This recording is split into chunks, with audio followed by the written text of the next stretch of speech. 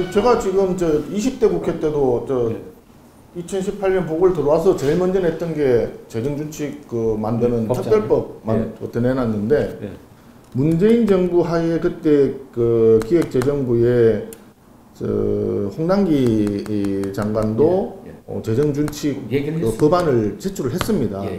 제출을 했는데 내용이 이상하게 이것도 아니고 저것도 아닌 국가 채무하고 재정수지하고 이걸 곱해가지고 뭐 이런 이상한 걸 계산이 냈어요. 복잡하고 그걸 안 하겠다는 거거든요. 그렇죠. 계산이 복잡할 뿐만 아니라 말이 안 되는 계산이었습니다. 재정수지는 한 해에 대해서는 채무 증가율을 확 낮추면 재정수지는 무한대까지 늘어날 수도 있는 그런 이게 조항이에요. 문제는 문재인 정부 때도 어떻든 간에 재정준칙을 하겠다고 하는 정부의 법안이 있었다는 거죠. 그럼 민주당도 그것을 해야 된다고 생각을 했다는 거거든요. 그렇죠. 그 기준의 수치가 문제가 있다면 그거는 얼마든지 대화를 하고 협의를 해서 조정을 하겠지만 준칙은 만들어야 된다. 사실은 조금 어느 정도 그 합의를 위한 그 어떤 컴프로마이즈 과정은 지내왔었거든요. 지내왔는데 문제가 민주당에서 사회적 경제 기본법하고 이제 연계를 시켜놨어요. 사회적 경제 기본법에 대해서 굉장히 이제 이제 색깔론으로 오른쪽 끝에 있는 분들은 야 사회주의 경제 기본법이냐라고 얘기를 하고 있는데 이제 그거는 조금 과하게 이렇게 얘기를 한 부분이지만 사회적 경제 자체는 지금 현재 법안도 보면 좀 문제는 많습니다. 예.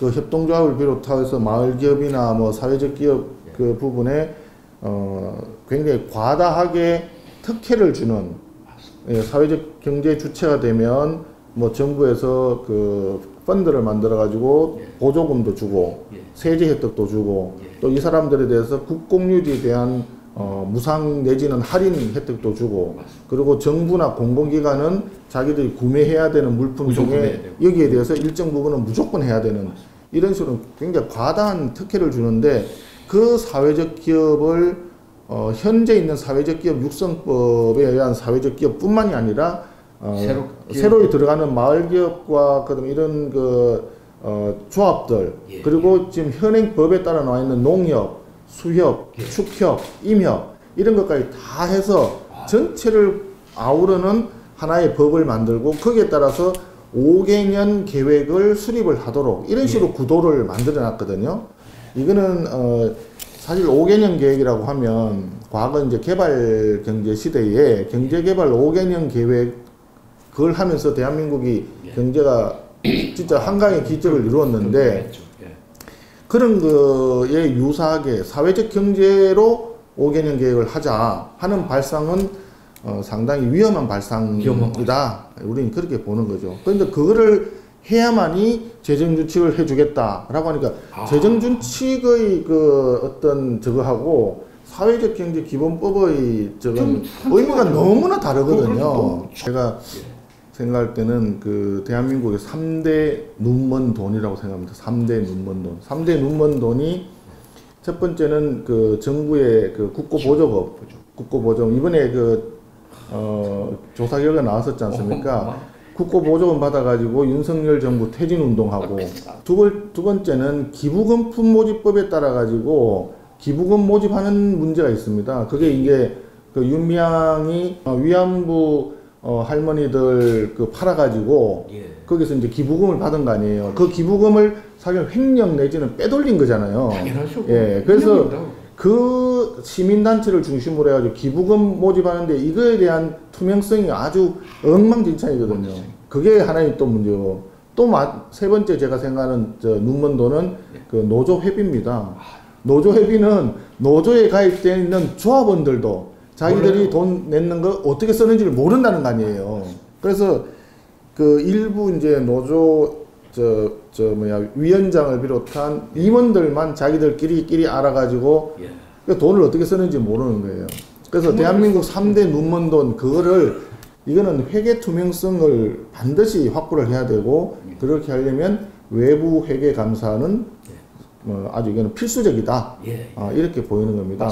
그런 거를 해서 좀 대한민국 전체적으로 좀 투명한 사회가 되도록 바로잡아야 되는 거지 예. 지금 같은 시스템으로 가서는 곤란하다. 저는 그렇게 생각해요. 예, 예. 의원님은 저 윤 대통령하고 친하시잖아요. 대통령이 이제 정치를 하겠다고 처음 선언할 때 그때 그 뒤에 같이 갔던 몇 안 되는 의원들이 있는데요. 저도 그때 갔었죠. 그러니까 총장이 그만두고 나와가지고 정치 입문 선언하던 그 시기 때, 그 시기 때 했던 분들, 몇분 정도? 그분들이 지금 제일 중요한 분들이라고 저는 봐요. 그렇죠. 의원님께서 이제 내년이나 후년쯤에 경제팀 수장을 맡으실 거다. 그런 평가를 해주시는 것은 대단히 고마운 일인데 당연한 평가죠. 고마운 일인데 대통령의 인사권과 관련된 부분에 그렇죠. 대해서는 함부로 얘기하는 것이 아니다라고 저는 생각을 합니다. 뭐 그거와 관계없이 제가 정치를 하는 이유와 또 대통령을 우리가 선거한 대통령을 만들어야 된다는 그 필수적인 미션이 있기 때문에 거꾸로 문정부가 5년을 했는데 문정부 이후에 이재명이 만약에 대통령이 되어서 현재 대통령으로 대한민국을 끌고 있다라고 했을 때 우리 대한민국이 어떤 상황이었을까 생각하면 정말 끔찍합니다. 그래서 그 상황에서 우리 윤석열 대통령이 이거 한번 바로 잡아주는 거 말고는 방법이 없다라고 생각을 해서 같이 일을 하기 시작을 했던 거고 그렇기 때문에 윤 대통령이 성공한 대통령이 되는 것이 대한민국이 성공하기 위해서